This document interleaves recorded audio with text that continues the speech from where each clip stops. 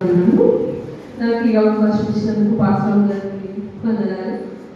మీ అందరికి కూడా నా వందనాలు. గుడ్ ఫ్రైడే శుభాకాంక్షలు. సంతోషంగా ఉన్నవారు ఒకసారి నాతో పాటు హల్లెలూయా, సంతోషంగా ఉన్నవారు హల్లెలూయా, హల్లెలూయా. సరే, దేవుడి శిలువలో పలికిన లూకాసు వార్త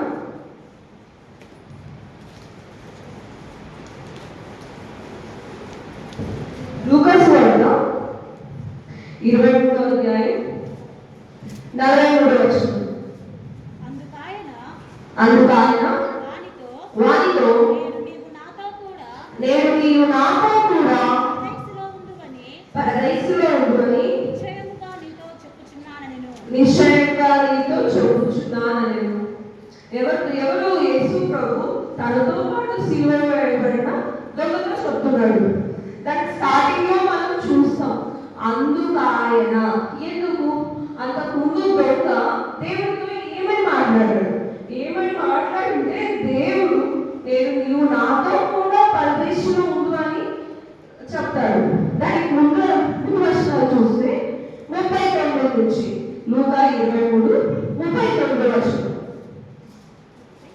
39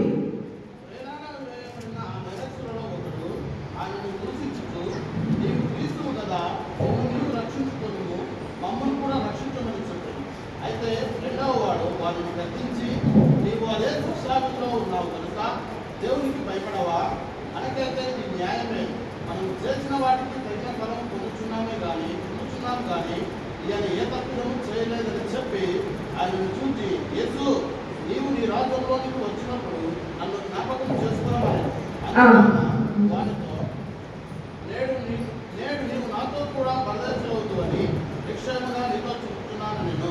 సో రెండో అతను ఏం చేశాడంటే, రెండో అతను కూడా పాపము చేశాడు తన జీవితంలో. కానీ యేసు ప్రభుతో పాటు ఆయన సిలువ వేయబడినప్పుడు ఆయన తన పాపములను ఒప్పుకొని యేసే నిజమైన రక్షకుడని తన మనసులో అంగీకరించి దేవుడు అనుకున్నాడు.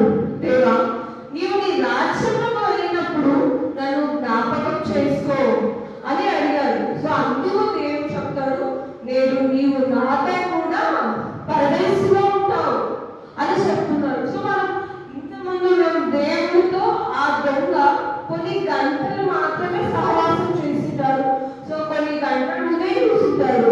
ఆయన జీవితంలో క్రిస్మస్ ఉండదు, సండే ఉండవు, తర్వాత గుడ్ ఫ్రైడేస్ ఉండవు, ఈస్టర్ ఉండవు, ఏమీ ఉండవు. కానీ చూసిన కొన్ని గంటలలోనే ఆయన మార్పు పొందాడు.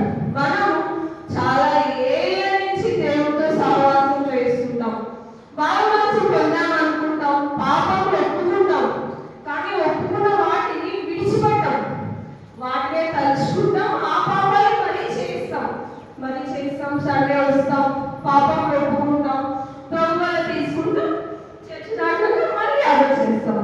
సో ఒప్పుకొని విడిచిపెట్టడమే నిజమైన ప్రాయశ్చిత్తం. అప్పుడే దేవుడు మనల్ని అంగీకరిస్తాడు. సో వాక్యం ఏం చెప్తుందంటే, మనం వాక్యం చదివేటప్పుడు ఒకదానికొకటి ఒకే అధ్యాయంలో ఉండదు. కొంత అచ్చట, కొంత ఇచ్చట యేసు ప్రభు వాక్యం మీకు బోధించబడు అని యెషయా గ్రంథంలో ఉంటుంది. సో మనం కొత్త లూకా అధ్యాయంలో చూస్తాం. ఇంకా రెండో దొంగ మారాడు కదా, అతని గురించి ఇంకొంచెం తెలుసుకుందాం. సో మనం లూకాలో చూస్తే మొదటి దొంగ మాత్రమే దేవుడిని దూషించాడు. అంటే అప్పటికి రెండో దొంగ దేవుడిని దూషించలేదా? ఎవరైనా దూషించాడా లేదా? దూషించాడు. అయితే ఎక్కడ ఉంది? సో మత్తయి సువార్త 27 అధ్యాయం 35వ వచనం నుంచి 44 వరకు చదువు. వారు ఆయన సిలువ వేసిన పిమ్మట చీట్లు వేసి ఆయన వస్త్రములను పంచుకొని అంతటా వారు అక్కడ కూర్చుండి ఆయనకు కావలి. ఇతడు యూదుల రాజైన యేసు అని వేదము రాసి ఆయన తలకు పైగా ఉంచి మరియు కుడివైపున ఒకడు ఎడమ వైపున ఒకడు ఇద్దరు బందిపోటు దొంగలు కూడా ఆయనతో పాటు సిలువ వేయబడి ఆ మార్గంలో వెలుచున్న వారు తలచుచు దేవాలయం పడగొట్టి 3 దినములలో కట్టువాడా నిన్ను నీవే రక్షించుకొనుము. నీవు దేవుని కుమారుడవైతే శిలువ మీద నుండి దిగమని చెప్పుచు ఆయనను దూషించిరి. అలాగే శాస్త్రులను పెద్దలను ప్రధాన యాజకులను కూడా ఆయనను అపహసించు వీడు ఇతరులను రక్షించడు తను తానే రక్షించుకోలేడు. ఇశ్రాయేలు రాజు కదా ఇప్పుడు శిలువ మీద నుండి దిగిన ఎడల వారిని నమ్ముదుము. వారు దేవుని యందు విశ్వాసం ఉంచెను. నేను దేవుని కుమారుడని చెప్పను కనుక ఆయనకి ఇష్టడైతే ఆయన ఇప్పుడు వారిని తప్పించునని చెప్పిరి. ఆయనతో కూడా సిలువ వేయబడిన బందిపోటు దొంగలను అలాగే ఆయనను నిందించిరి. ఇక్కడ చూస్తే ప్రధాన యాజకులు అందరూ అపహసించారు. వారితో పాటు యేసుని అటువైపు ఇటువైపు కుడి ఎడమ వైపు వేయబడ్డ దొంగలు కూడా ఆయన్ను అపహసించారు. సో రాత్రిరంతా ఆయన అపహసించి తర్వాత సిలువ వేసినప్పుడు రెండవ దొంగ మార్పు పొందాడు. ఎప్పుడు యేసు ప్రభుని అంతా హింసించినప్పటికీ ప్రభు అయిన యేసుక్రీస్తు సిలువలో మొదటి మాట పలుకుతాడు, తండ్రి వీరు ఏం చేయించున్నారో వీరు ఎరుగరు కనుక వీరిని క్షమించమని చెప్తారు. సో ఆ మాట విన్నప్పుడు రెండవ దొంగలో మారు మనసు కలుగుతుంది. అరే నువ్వు ఇంత చేసినా కూడా ఈయన మమ్మల్ని ఏమీ అనలేదు, ఇంకా మమ్మల్ని క్షమించమని మా కొరకు దేవుడితో ప్రార్థిస్తున్నాడు. సో అక్కడ దేవుడికి తండ్రి అయిన ప్రభువుకి ఉన్న సహవాసం దొంగలు గమనిస్తాడు. సో ఆ సహవాసం చూసి ఆయన మారాడు. తర్వాత ప్రధాన యాజకులు అంటారు దేవాలయాన్ని 3 రోజుల్లో కట్టారు, తర్వాత రోగుల్ని స్వస్థపరచారు. ఇవన్నీ యేసు ప్రభు చేసిన సాక్ష్యాలు. ఆ సాక్ష్యానికి ఆయన సిలువ వేసిన వారే సాక్ష్యం పలుకుతున్నారు.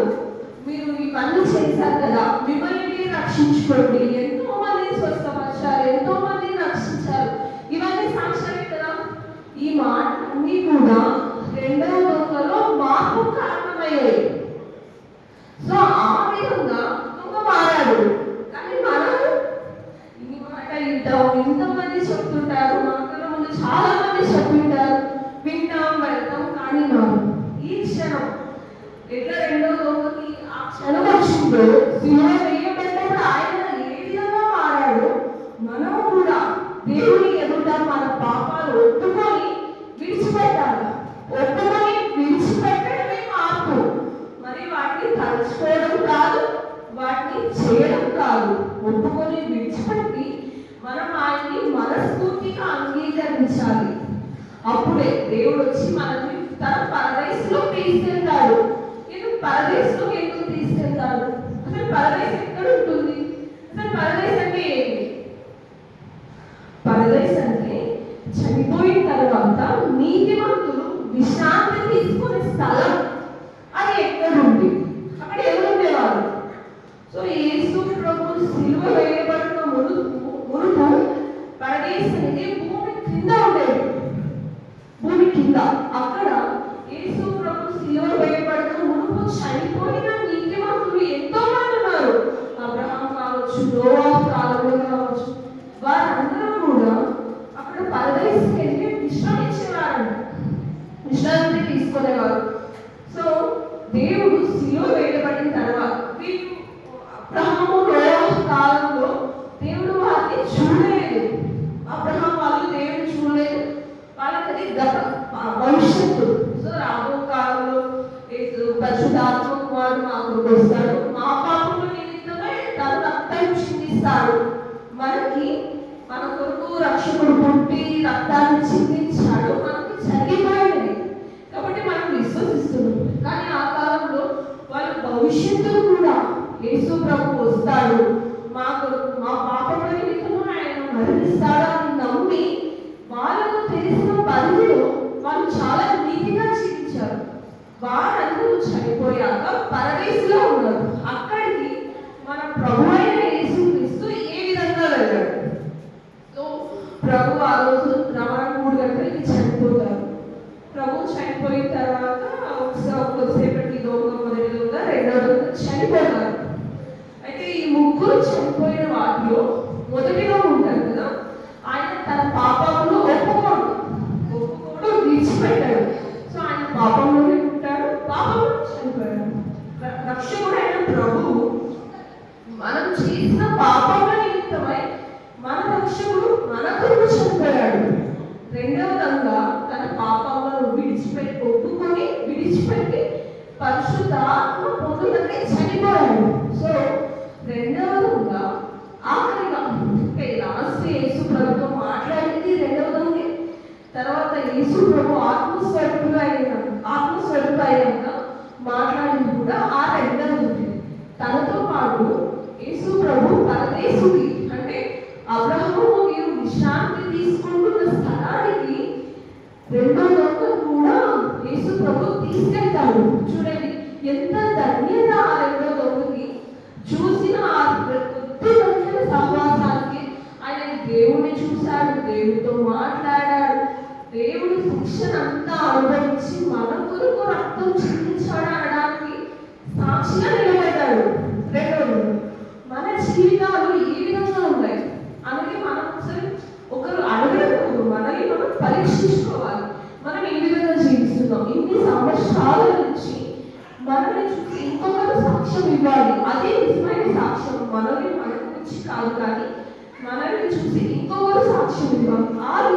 ఆ రీతిగా మనం ఉండాలి అని ఈ రెండవ మాటలో ఉంటుంది. ఎందుకంటే దేవుడిని చూసి ఆయన మార్పు పొందాడు కదా, మనము విన్నాం, మనము మార్పు పొందాలి. ఇంకా కొంతమందికి రావచ్చు, ఎందుకు ఇద్దరి దొంగలు మధ్యనే వేశారు, ఫస్ట్ ఇద్దరు దొంగలు సైడ్ వేయించారు. కానీ అలా కాదు, ఎందుకంటే లేఖనం నెరవేరినట్టు ఇది జరుగుతుందన్నమాట. ఆ లేఖనం కూడా ఎక్కడ ఉంటుందంటే యెషయా ఉంటుంది. యెషయా 53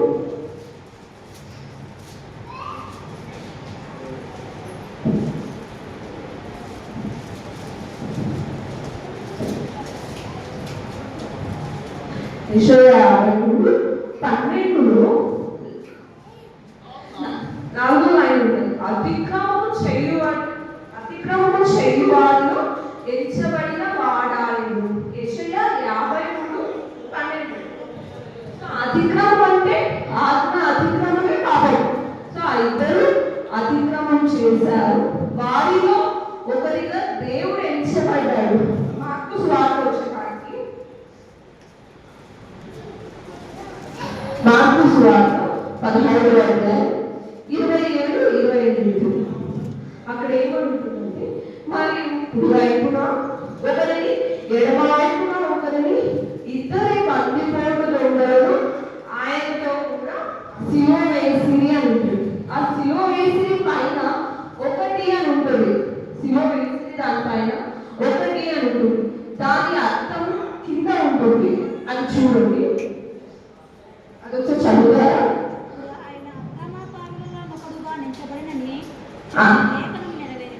అప్పుడు ఆయన అక్రమకారులలో ఒకరని చెప్పడంలో లేఖనం నెరవేరింది. మనం ఇంతకుముందు యెషయాలో చూసాం కదా, అతిక్రమంలో ఒకరిగా ఎంచబడతారు అనే మాట నెరవేరడం కోసం వారి ఇరువురికి మధ్య దేవుడిని సిలువ వేశారు కదా. సో ఇరువురికి మధ్య దేవుడు సిలువ వేశారు, లేఖనములు నెరవేరాయి.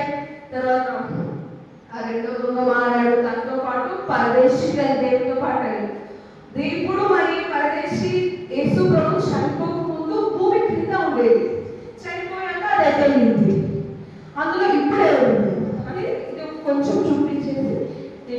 చేస్తాను. ఎఫెసీయులకు రాసిన పత్రిక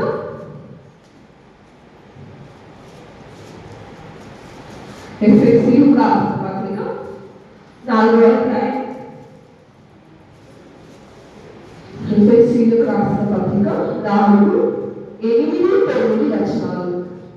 అందుచేత ఆయన ఆరంభమైనప్పుడు చెరగా పట్టుకొని పోయి మనుషులకు ఈవులను అనుగ్రహించనని చెప్పబడి ఆరోహణ ఆయనలో ఆయన భూమి యొక్క క్రింది భాగములకు దిగి వచ్చనని అర్థం ఇచ్చుచున్నది.